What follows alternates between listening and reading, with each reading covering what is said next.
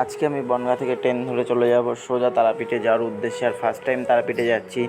তো বনগাঁ থেকে ট্রেন ধরে আমি বাইরের প্রকৃতির ভিউ দেখতে দেখতে চলে যাব সোজা রানাঘাটে। আর রানাঘাটে প্রায় ফাইনালি পৌঁছেই গেছে, এই যে রানাঘাট ঢুকছে, প্রায় ঢোকার মুখে।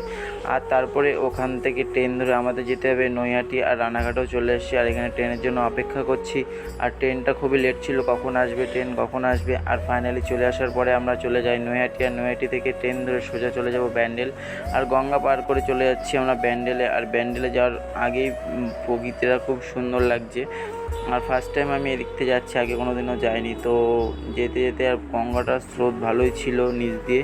আর চলে এসেছি ব্যান্ডেলে। আর ব্যান্ডেলে এসেই ট্রেনটাও চলে এসছে আমাদের।